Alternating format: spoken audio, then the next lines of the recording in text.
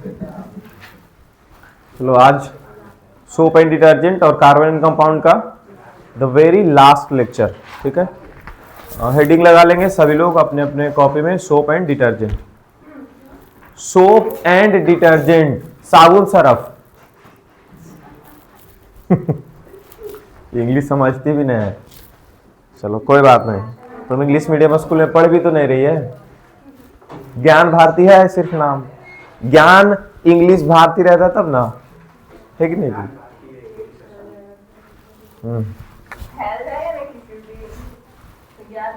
तो अपना नाम चेंज कर लेगा।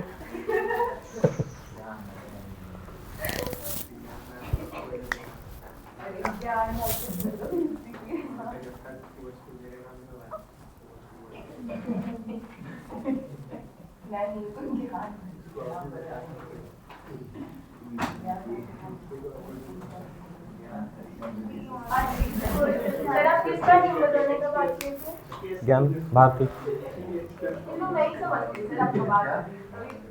तो किसका सोच रही थी?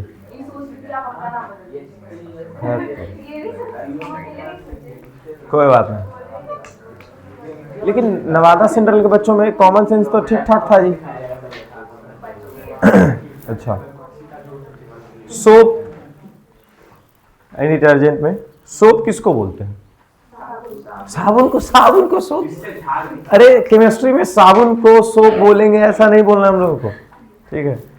सोप इज ए, मतलब कि सोप जो है कार्बोक्सिलिक एसिड का एक बहुत ही बड़ा सा कार्बन चेन है, ठीक है। कार्बोक्सिलिक एसिड से बना हुआ बहुत ही बड़ा कार्बन का चेन है, ठीक है। उसी को हम लोग सोप बोल रहे हैं यहाँ पे, ठीक है। डिटर्जेंट भी बहुत ही बड़ा बड़ा कार्बन का, जैसे कि अभी तक हम लोग ज़्यादा से ज़्यादा कितना बड़ा कार्बन के बारे में जानते हो? एक तो ग्लूकोज जिसमें C6 लगा हुआ रहता है, एक जानते हो शुगर C12 तक, ठीक है। का ये अब सोप जो पढ़ने वाले उसमें C15 और C17 तक जाएगा, ठीक है। मतलब कि कार्बन टोटल कितना हो गया यहाँ पे? 15, या फिर एक और फॉर्मूला है तो वो कार्बन कितना कार्बन उसमें है जी? 17 कार्बन का, ठीक है। अगर कार्बन 15 है, ठीक है, सुन लो यहाँ पे फॉर्मूला याद करवा देते हैं। कार्बन अगर 15 है, 15 में 2 का गुना करो 30 और एक जोड़ दो। जैसे C6H12 था तो जितना गुना कर रहे थे उसका 2 गुना वहाँ आ रहा था, ठीक है। अब तो थोड़ा वो 2 गुना और 2 गुना से 2 ज़्यादा तो समझ पाते हो कि एल्केन होगा कि एल्कीन होगा कि क्या होगा ऐसा, ठीक है। यहाँ पर जितना कार्बन है उसमें 2 गुना करके 2 अगर जोड़ दे तो कितना हो जाएगा? 15 दूनी 30 और 2 32। तो ये एल्केन बन जाएगा। हर जगह कैसा बॉन्ड रहेगा? कार्बन कार्बन के पास सिंगल बॉन्ड रहेगा। लेकिन अगर 2 गुना करके 2 एक्स्ट्रा जोड़ देते हैं तो ये तो सीधा सीधा एल्केन बन जाएगा। ये सीधा सीधा क्या बन जाएगा? एल्केन। लेकिन हम लोग को लास्टली बनाना क्या चीज है? Carboxylic acid. क्या चीज बना देना इसको? Carboxylic acid. तो एक हाइड्रोजन अभी कम रखेंगे और उसी के जगह पर कार्बोक्सिलिक एसिड को ऐड करवा देंगे, ठीक है। तो अभी C15 है, 15 में 2 का गुना करते हैं 30 और एक और जोड़ देते हैं। 2 नहीं जोड़ेंगे, कितना जोड़ेंगे? 1। तो H कितना हो गया? 31। H हो गया 31। और कार्बोक्सिलिक एसिड बना यहां पर लगा देना है तो यहां लगा दो C O और लास्ट में लगा दो इसका सोडियम। लास्ट में क्या लगा दो? सोडियम, ठीक है। ये हो गया C15H31 COONA। किसका फॉर्मूला हो गया? ये सोप का। किसका फॉर्मूला हो गया? सोप का। C15H31 COONA। इसको बोलते हैं सोडियम पैल्मिटेट। इसको क्या बोलते हैं? इस फॉर्मूला को बोला जाता है सोडियम पैल्मिटेट। एक और फॉर्मूला है इसी का, वो है 17 कार्बन का सोप में C17। तो H कितना होगा भाई? 35। H कितना हो जाएगा? 35। 17 दूनी 34 और एक 35। क्या हो जाएगा? C17H35 COONA। इसको बोलेंगे सोडियम एस्टीरेट। इसको क्या बोलेंगे? Sodium stearate. सोडियम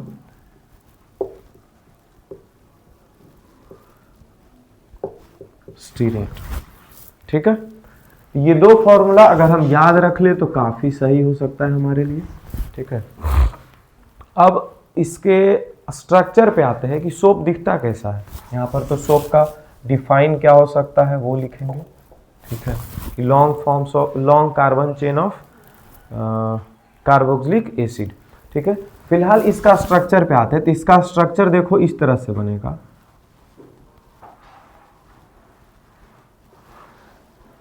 इस तरह से, ठीक है। ऐसा कुछ याद आ रहा है इस स्ट्रक्चर को देखने से? क्या याद आ रहा है? एक हेड है और एक टेल है। स्पर्म का स्ट्रक्चर जैसा ये लगता है, लेकिन उसके जैसा नहीं है, ठीक, बस दिखता है वो, ठीक है। अच्छा, ये ऐसे ऐसे क्यों बना रहे हैं? Carbon carbon carbon carbon carbon, ये बोले थे जहाँ पर वर्टेक्स रहता है वहाँ कार्बन, तो ऐसे बनाया जाता है इसको। ऐसे सीधा स्ट्रक्चर, इसका सीधा लाइन मत खींच करके बना देना, ठीक है। ये इसके लिए क्या हो गया जी? टेल। ये इसके लिए क्या हो गया? टेल। और इसको हम लोग क्या बोलेंगे? हेड बोलेंगे। ये है टेल, और इसको हम लोग, इस पार्ट को हम लोग क्या बोलेंगे? हेड, ठीक है। अच्छा, टेल और हेड ये दोनों हाइड्रोफोबिक और एक हाइड्रोफिलिक होगा। अब ये क्या होता है, फोबिक और फिलिक? तो एक टर्म याद कर लो हमेशा के लिए, यहां पर भी काम देगा और बाद में भी, फोबिया और फिलिया। किसी चीज से डर अगर होता है तो वहां पर फोबिया शब्द इस्तेमाल होता है, आगे पीछे कुछ लगा दिया जाएगा। जैसे कि कुत्ता से भी, ये कुत्ता काट लेता है, ठीक है, तो उसके वजह से ना ये डर बन जाता है, या फिर किसी चीज का फोबिया हो जाना, नहीं बोलते कि इस चीज का उसको फोबिया है, ठीक है। हाइट से डर लगता है तो हाइट के लिए एक टर्म इस्तेमाल हो जाएगा और लास्ट में क्या बोल दिया जाएगा?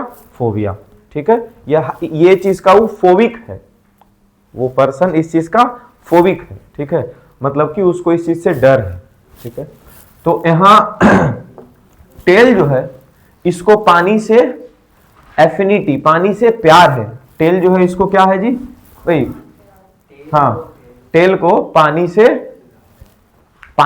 ग्रीस से, डर्ट से, क्या पानी से ये करता है? हाँ, पानी से डर लगता है टेल को। हाँ, तो अच्छा, प्यार बोल, पानी से डर लगता है। और क्या चीज हुआ जी? अरे पानी से डर लगता है ये बोल रहे हैं इसको? एक सेकेंड, यहाँ पे ये है, ठीक है।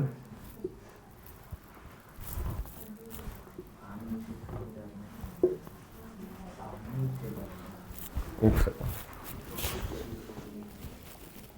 हाइड्रोफोबिक और हाइड्रोफिलिक। अच्छा, स्ट्रक्चर मेरे दिमाग में उल्टा बन रहा है। ये ऐसे रहेगा और ये ऐसे रहेगा, इसके वजह से। हाँ, तो ये पानी से डर लगता है इसलिए पानी के बाहर भागना चाहेगा। तो पानी से डर लग रहा है उसको क्या बोलेंगे? हाइड्रोफोबिया।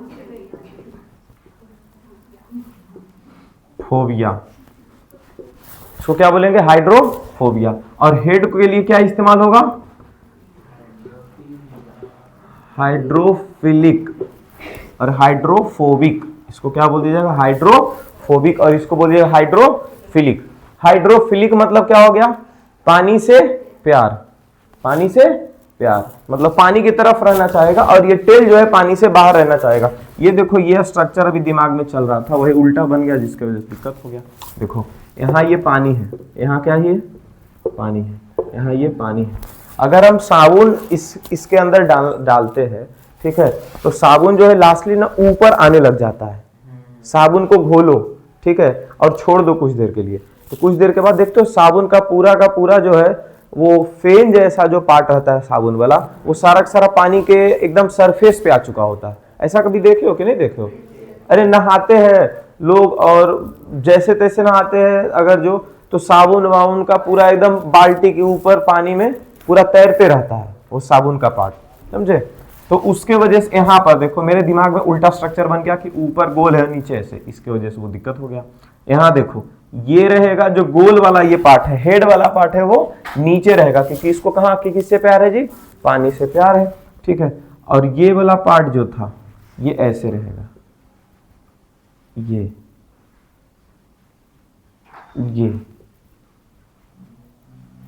है ना, मतलब कि हेड वाला जो पार्ट है उसको पानी से प्यार मीन्स हाइड्रोफिलिक है। हेड वाला पार्ट क्या है? हाइड्रोफिलिक है, और ये हाइड्रोफोबिक हो गया। ठीक है, अच्छा तो इसका क्या लेना देना है सर हाइड्रोफोबिक और हाइड्रोफिलिक से यहाँ पे? ठीक है, तो अगर इसको पानी से प्यार है, इसको पानी से नफरत है, पानी से इसको नफरत है, और डर्ट या ग्रीस को भी पानी से नफरत है, डर्ट या ग्रीस को भी पानी से नफरत, ग्रीस हो गया या फिर स्वेट हो गया, स्वेट मतलब समझ रहे हो? पसीना, ठीक है, वाइल हो गया, तो ये सबको पानी से नफरत है। ठीक है, और ऐसा बोला जाता है कि दो अगर दुश्मन है तो दोनों आपस में, दोनों का दुश्मन सेम है, कौन है वो? पानी। तो जो दोनों का दुश्मन से वो दोनों आपस में दोस्त हो जाएगा, तो दोस्त कौन होने वाला है यहाँ पे? टेल और तेल, ऐसे याद रखो, टेल और तेल। तेल मतलब ग्रीस, वाइल, डर्ट, ऐसे करके याद रख सकते हैं। तो टेल का दोस्त अब कौन हो जाना, किसको हो जाना है? ये कौन हो जाएगा? टेल का दोस्त हो जाएगा वाइल हो जाएगा, डर्ट हो जाएगा, ग्रीस हो जाएगा। ठीक है, ये सब। ठीक है, अब ये सब जो है वो चिपक जाएगा तेल में जाकर के, जैसे ही हम लोग साबुन लगाते हैं कपड़ा के ऊपर। ठीक है, तो कपड़ा का जो साबुन का जो पार्ट है, उस साबुन का पार्ट का जो तेल वाला पार्ट है वो चिपका हुआ किसके पास रहेगा? वाइल पे या डर्ट पे या पसीने पे या फिर ग्रीस पे, जहां कहीं भी गंदगी होगा। ठीक है, और उसके बाद फिर ये जो हेड है इसको तो पानी से प्यार है, अभी ये भी वहीं पर चिपका, वहीं पर रहेगा। लेकिन जैसे ही हम लोग ब्रश चलाते हैं इसके ऊपर, जैसे क्या करेंगे? ब्रश चलाएंगे, तो क्या कर रहे हैं? एक तरह से पानी जो भी कपड़ा के ऊपर है जमा हुआ उसको हम लोग हटा रहे हैं। ब्रश चला रहे हैं तो हम किसको हटा रहे थे? ग्रीस को नहीं हटा रहे होते, हम एक्चुअली पानी को हटा रहे होते हैं। ठीक है, अब पानी जब हटेगा तो पानी के साथ ये हेड वाला पार्ट जाएगा कि नहीं जाएगा? अरे पानी के साथ हेड वाला पार्ट चला जाएगा, और हेड वाला पार्ट के साथ साथ जुड़ा हुआ कौन है? तेल। तेल जाएगा, और तेल के साथ जुड़ा हुआ कौन है? डर्ट या फिर ग्रीस या फिर वाइल, तो वो भी साथ साथ में निकल जाता है। और कभी कभी कपड़ा भी साथ में चला जाता है। कपड़ा चला जाता है साथ में कि नहीं चला जाता है? फट जाता है, क्योंकि बार बार घिसते घिसते घिसते घिसते कपड़ा का जो फैब्रिक है वो भी तो कमजोर हो रहा है फ्रिक्शन वगैरह से। ठीक है, उसकी वजह से कपड़ा भी फट सकता है। ठीक है, कमजोर कपड़ा फट भी जाता है जल्दी। ठीक है, क्या ये क्लियर हुआ कि कैसे कैसे काम कर रहा है? ये हेड जो कि हाइड्रोफिलिक इन नेचर है, which has affinity towards water. ठीक है, tail has affinity towards grease, oil और डर्ट। ठीक है, टेल डर्ट या फिर ऑयल से जाकर के चिपक जाएगा। ठीक है, इसका दो क्वेश्चन बनता है और दोनों का दोनों क्वेश्चन का आंसर यहाँ बोर्ड पे लिख देंगे। ठीक है, और वो चिपक जाने के बाद अब जब भी हम लोग मैकेनिकल जर्क देंगे, क्या देंगे? Mechanical jerk. मैकेनिकल जर्क देंगे ताकि पानी जो है बाहर चला जाए कपड़ा से। ठीक है, मैकेनिकल जर्क बहुत तरीके से दिया जा सकता है, जैसे कि कपड़ा को पटक पटक करके ये धोना, या फिर कपड़ा के ऊपर ब्रश चलाना, ये दो तरह का मैकेनिकल जर्क हुआ। कपड़ा को वॉशिंग मशीन में देते हैं तो वॉशिंग मशीन उसको रोटेट करता है, ये भी मैकेनिकल जर्क है। ठीक है, तो मैकेनिकल जर्क देंगे ताकि पानी जो है कपड़ा से बाहर चले, कपड़ा को छोड़ दे। अब पानी अगर बाहर जा रहा है तो पानी से प्यार किसको था? टेल को, मतलब वाटर है एफिनिटी टुवर्ड्स टेल, या फिर टेल है एफिनिटी टुवर्ड्स वाटर। वाटर के साथ टेल निकला, टेल से कनेक्टेड कौन है? ये हेड से कनेक्टेड कौन है? टेल। ठीक है, और टेल से ग्रीस अटैच है, टेल से ग्रीस अटैच है या फिर वाइल अटैच है या फिर डर्ट अटैच है, ये पूरा का पूरा बाहर चला जाएगा। ठीक है,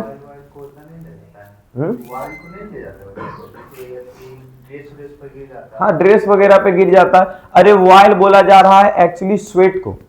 ठीक है, स्वेट जो हमारा पसीना जो है उसमें वाइल के पार्ट्स होते हैं, उसको बोला जाता है। तो पसीना को तो साफ कर देता है। अगर वाइल वगैरह को साफ करने का जरूरत होता है तो हम लोग कुछ और अप्लाई करते हैं, लेकिन साबुन के साथ ही ना करते हैं। ठीक है, कोई कोई साबुन में बोला जाता है नींबू का शक्ति या नीम का शक्ति, क्या क्या शक्ति देता है उसमें, है ना? इसीलिए देता है ताकि ये जो तेल का जो असल पार्ट है वो भी साफ हो सके। ठीक है, समवाट कुछ तो कुछ साफ होता है, पूरा साफ नहीं होगा तेल। ठीक है, उसके लिए हम लोग कुछ और इस्तेमाल करते हैं।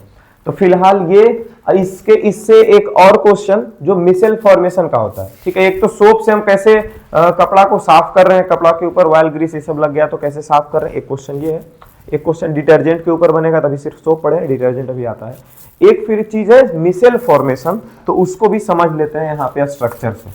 ठीक है, मिसेल फॉर्मेशन को, ये हमारा बाल्टी, ठीक है, इसमें दे दिए ये देखो कपड़ा,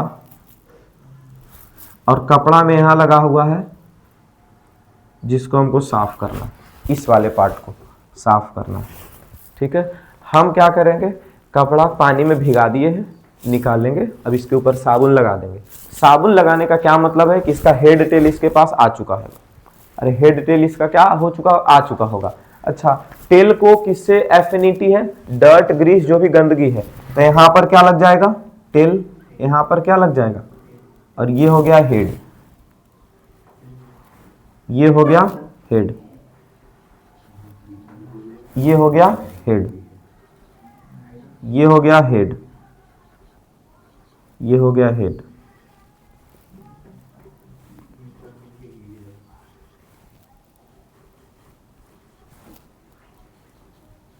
ये हो गया हेड।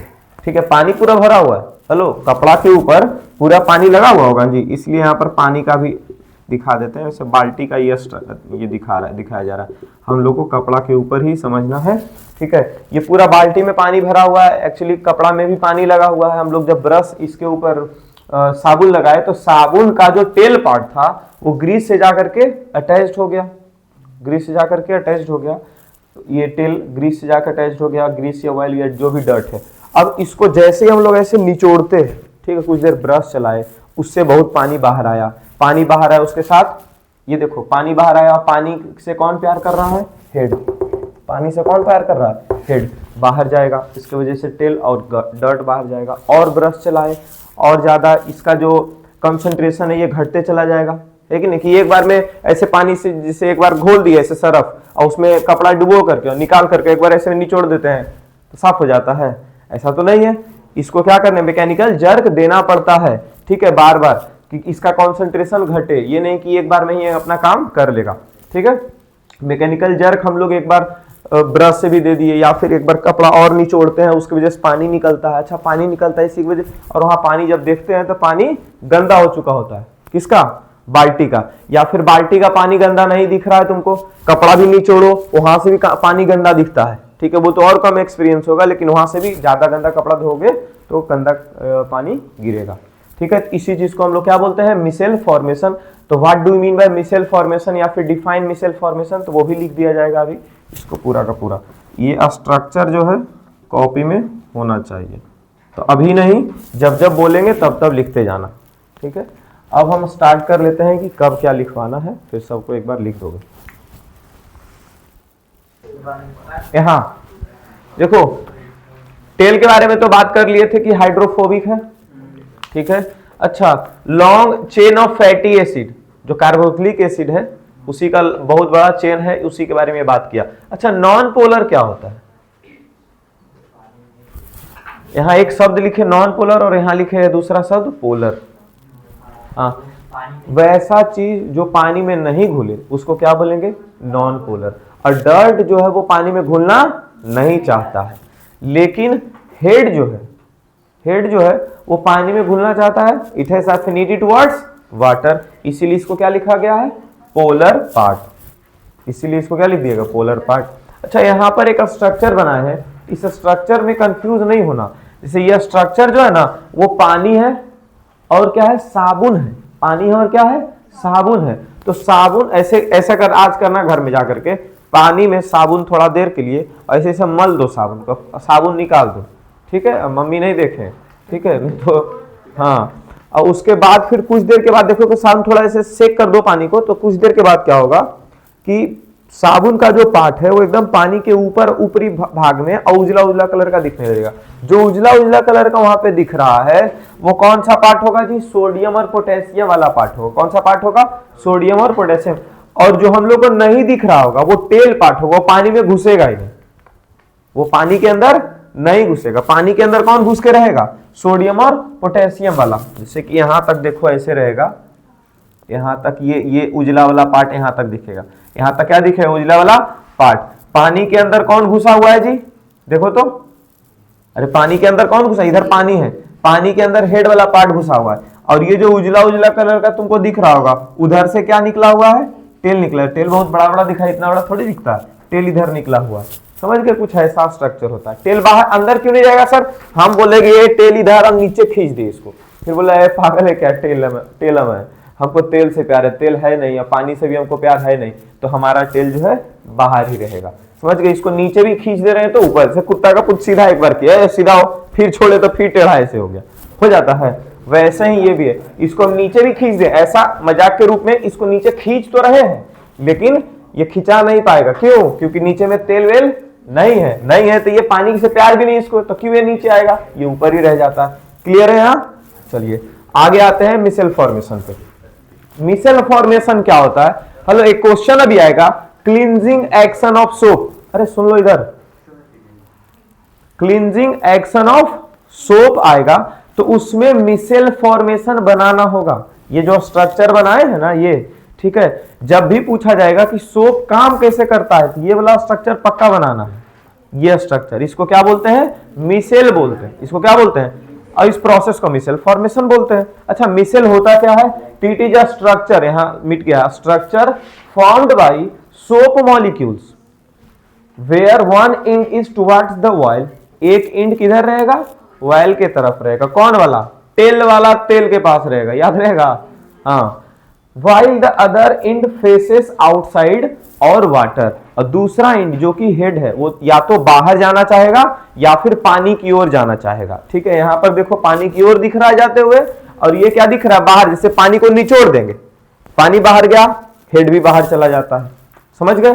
ठीक है, यहां पर उसका स्ट्रक्चर बनाया हुआ है। ठीक है, कार्बन का चेन जो है इसी चीज को देखो बोलते हैं टेल, नहीं तो फिर RCOO माइनस। ठीक है, इसका RCOO मतलब R मतलब C15H31। ठीक है, COO माइनस, और Na जो है वो हेड वाला पार्ट पे है। ठीक है, चार्ज पार्ट पानी से प्यार करता है, पानी में घुलना चाहता है। ठीक है, अब यहां पर इसका जो क्वेश्चन का आंसर है वो लिखते हैं, cleansing action of soap. Cleansing action of soap थोड़ा सा मिट गया है लेकिन कोई बात नहीं। शुरुआत में क्या लिखा गया था? इसके नेचर के बारे में, कि ऑयल जो है, डर्ट जो है वो किस तरह का नेचर उसके पास होता है जी। ठीक है, और उसी के बारे में पढ़ दो। एक पीयूष लाओ तो, जल्दी जल्दी लाओ जी। क्या लिखवा है? Mostly dirt part are oily in nature and non polar. Non polar मतलब जो पानी में नहीं घुल सकता, मतलब मोस्टली डर्ट जो है वो नॉन पोलर होता है, मतलब पानी में नहीं घुल सकता है। Which means does not dissolve in water. ये एग्जैक्टली इसमें क्लियर कर दिया गया।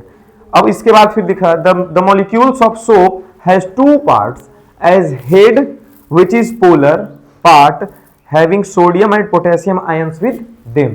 मतलब जो हेड है वो पोलर पार्ट है और उसके पास क्या होता है? सोडियम या फिर पोटेशियम के आयंस होते हैं। और टेल जो कि नॉन पोलर है, टेल भी नॉन पोलर है, और जो डर्ट के बारे में बोले थे वो भी, उसके बारे में क्या बताए? Non polar. इसीलिए बोल रहे थे नॉन पोलर दोनों क्या हो जाएगा? दोस्त हो जाएगा। इसीलिए टेल और डर्ट दोनों चिपक जाता है। टेल डर्ट, डर्ट से ऑयल या ग्रीस कुछ भी समझ सकते हैं।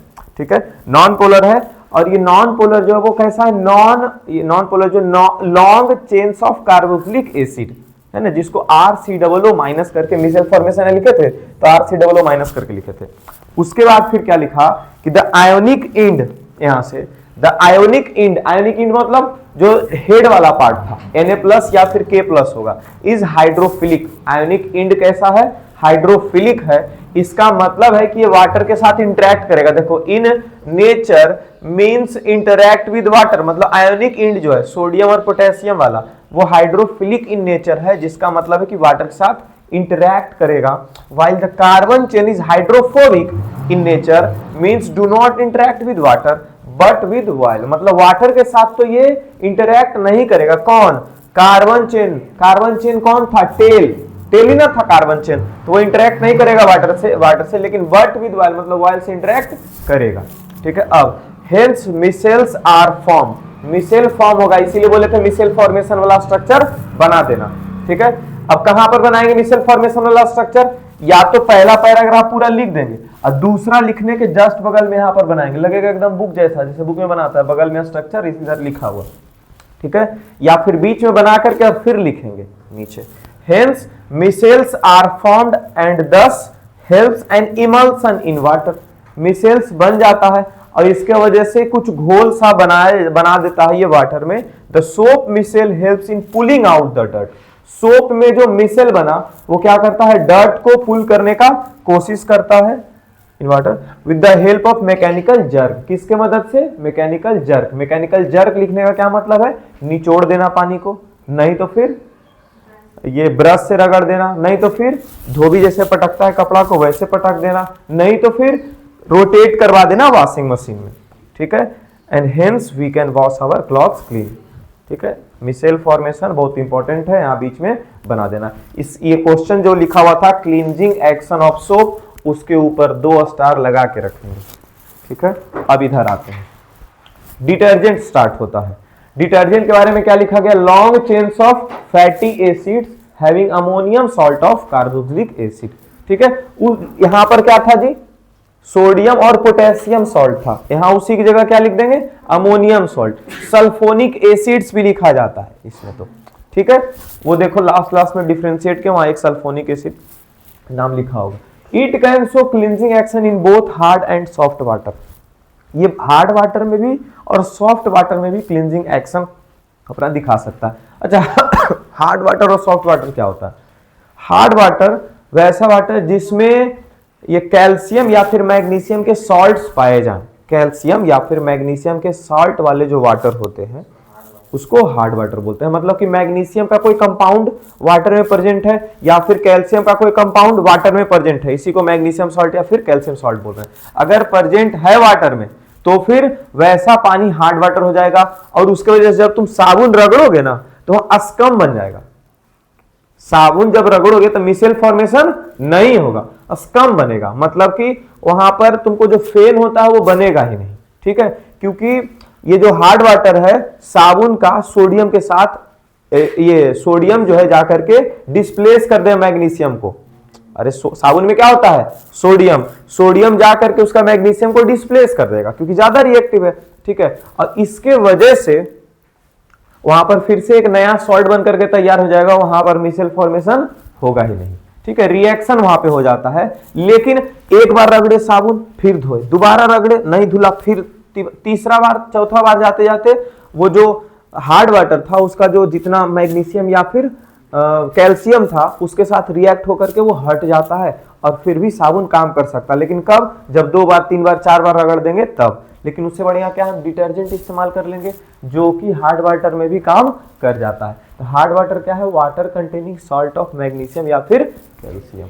Soap reacts with hard water and forms scum. अगर सोप हार्ड वाटर में लगा दोगे तो वो क्या बना देगा? अस्कम बना देगा, ठीक है। अस्कम को डायरेक्टली यही बोला जाता है, मतलब कि रिएक्शन के बाद जो बन रहा है उसको अस्कम बोलते हैं। अच्छा, टेम्परेचर बढ़ाएंगे तो मिसेल फॉर्मेशन ज्यादा बनेगा, मिसेल फॉर्मेशन ज्यादा होगा टेम्परेचर बढ़ाने से। ये ऊपर का तीर है मतलब इंक्रीज का तीर है, ठीक है। इसीलिए देखते हो कि ठंडा के दिन में या फिर कभी भी ज्यादा कपड़ा गंदा वंदा है और हमको कम मेहनत करना है तो ये पानी गर्म वाला, ये गर्म पानी इस्तेमाल कर देंगे उसमें। क्यों गर्म पानी इस्तेमाल किया जाता है? ताकि मिसेल फॉर्मेशन ज्यादा हो, ठीक है, उसके वजह से कपड़ा आसानी से साफ हो सके। सोप और डिटर्जेंट के बीच में डिफरेंशिएट है, ठीक है। Soap works well in soft water, लेकिन detergent hard water soft water दोनों में। अच्छा, हार्ड वाटर, फिर से हार्ड वाटर क्या है जी? मैग्नीशियम और कैल्शियम के salt, salts of magnesium and calcium, ठीक है। ये बायोडिग्रेडेबल है, सोप क्या है? बायोडिग्रेडेबल। और ये डिटर्जेंट क्या है? Non biodegradable. इसीलिए हम लोग डिटर्जेंट जितना कम से कम इस्तेमाल करें वो ज्यादा सही है, ठीक है। नॉन बायोडिग्रेडेबल मतलब कि ये आसानी से ये क्या सड़ गल नहीं सकता है, ठीक है। ये हम लोग के इन्वायरमेंट को हार्म भी कर सकता है, कौन? डिटर्जेंट। इसीलिए हम लोग डिटर्जेंट जितना कम से कम इस्तेमाल करें। अच्छा, वीक क्लींजिंग एक्शन, सोप का क्लींजिंग एक्शन कमजोर है लेकिन डिटर्जेंट ज्यादा जल्दी कपड़ा को साफ कर देता है, ठीक है। इट इज नॉट हार्श, यहाँ क्या लिखा? हॉर्स नहीं लिख देना तुम लोग, हार्श लिखा हुआ, हार्श टू स्किन, मतलब ये स्किन को ज्यादा अफेक्ट नहीं करता, लेकिन डिटर्जेंट स्किन को अफेक्ट करता है, ठीक है। डिटर्जेंट के वजह से स्किन खराब तक हो सकता है। अच्छा, दे आर लॉन्ग, अच्छा ये क्या है? Long chain of carboxylic acid of sodium and potassium, ठीक है। लेकिन इसके बारे में क्या बोले हैं? Sodium salt of long chain of ammonia या फिर सल्फोनिक एसिड, ठीक है। तो यहां तक हो गया ये क्लियर। एक क्वेश्चन जैसे यहां लिखवाए थे ना सोप के बारे में, वैसे क्वेश्चन डिटर्जेंट का है लेकिन उसका ज्यादा छोटा सा है, ठीक है, वो लिख देते हैं। चलो इसको हम समझा लेते हैं, तुम लोग लिखते रहना फिर हम चले जाएंगे, ठीक है। समटाइम्स फोर में फोम है, Sometimes foam is formed with difficulty and the scum remains after washing with water. पानी के साथ धोने से कभी कभी फोम डिफिकल्टी से फॉर्म होता है और स्कम रह जाता है, मतलब कि झाग नहीं बन पा रहा है सही से, ठीक है। वाई, या फिर इसी का दूसरा क्वेश्चन है, दोनों एक ही क्वेश्चन है, बस इसी को दूसरे तरीके से ऐसे लिखा गया है कि why soap do not work in hard water, soap क्यों नहीं हार्ड वाटर में वर्क कर रहा है। तो इसको हम लोग कैसे मतलब कि काम करवा सकते हैं यहाँ से, ठीक है। इसके बाद भी हम कपड़ा कैसे धो सकते हैं, तो क्या लिखा गया, this is caused by reaction of soap with calcium और magnesium salt present in hard water. ये किसके वजह से हो रहा है, हार्ड वाटर में मैग्नीशियम और कैल्शियम के जो सॉल्ट है, ठीक है, उसके साथ रिएक्शन होने के वजह से ऐसा प्रॉब्लम हो रहा है। तो लिखा गया टू ओवरकम दिस प्रॉब्लम, इस प्रॉब्लम से हम लोग बाहर कैसे निकल सकते हैं, we can use large amount of soap. अभी बोले थे ना, ज्यादा सोप 3 बार 4 बार इस्तेमाल कर देंगे तो अपने आप सही हो जाएगा वो, ठीक है। तो to overcome this problem we can use large amount of soap, ज्यादा सोप इस्तेमाल कर लेंगे, और another cleansing agent called detergent, या फिर दूसरा एक क्लींजिंग एजेंट और है हमारे पास, उसका नाम क्या है, डिटर्जेंट। अब डिटर्जेंट के बारे में बताया जा रहा है, detergent has long chain of hydrocarbon and charged end of the compound and do not form insoluble precipitates with hard water. Detergent जो है लॉन्ग हाइड्रोकार्बन का बहुत बड़ा चेन इसके पास भी है, और चार्ज एंड जो है कंपाउंड का वो रिएक्ट नहीं करता है, चार्ज एंड जो है रिएक्ट नहीं करता है, जिसके वजह से प्रेसिपिटेट नहीं बनता है। प्रेसिपिटेट बन जाने का मतलब नीचे में जाकर के बैठ जाता था, जो रगड़ते हैं ना, क्या बोलते हैं तुम्हारा साबुन, तो नीचे में जाकर के बैठ जाता था, क्योंकि रिएक्शन हो गया ना जी। प्रेसिपिटेशन का फॉर्मेशन कब होता था, चैप्टर 1 में पढ़ते थे, जब रिएक्शन होता था तभी प्रेसिपिटेट बनता था, ठीक है। तो प्रेसिपिटेट यहाँ पे नहीं बनेगा, और प्रेसिपिटेट नहीं बन रहा है, इसका कारण, इसका मतलब है कि हम लोग आसानी से डिटर्जेंट का इस्तेमाल करके हम लोग ऐसा हार्ड वाटर में कपड़ा धो सकते हैं, ठीक है। तो यहाँ पे होता है आप लोगों का कार्बन एंड कंपाउंड भी खत्म, मतलब केमिस्ट्री क्या है, डिटर्जेंट का एग्जाम्पल, डिटर्जेंट का हम लोग को पढ़ना नहीं था सिलेबस में, इसलिए लिखे नहीं थे। ऐसे हम अभी पूछा ना एग्जाम्पल, तो हम मेरा दिमाग में चला गया सर्फ एक्सेल गाइड ये सब हाँ चलो, तो हाँ, तो पूरा का पूरा साइलेंस, पूरा का पूरा चैप्टर केमिस्ट्री यहाँ पे खत्म हो गया, बायोलॉजी भी हम लोग खत्म कर चुके हैं। अब सिर्फ और सिर्फ फिजिक्स का एक चैप्टर बच के रह गया, वो कौन सा है, ह्यूमन आई। मैग्नेट वाला पढ़ाया गया है, उसको रिवाइज करवाएंगे ठीक ठाक तरीके से, ताकि ऐसा नहीं लगे कि पहले भी हम लोग पढ़े हैं, वैसा कुछ नहीं लगे, तो क्या कि तुम लोगों को तो ऐसे भी याद नहीं होगा अब तो, है कि नहीं। हाँ, तो उसको ठीक से रिवाइज करवा देंगे, तो यही 2 चैप्टर बच के रह गया नॉर्मली। चलो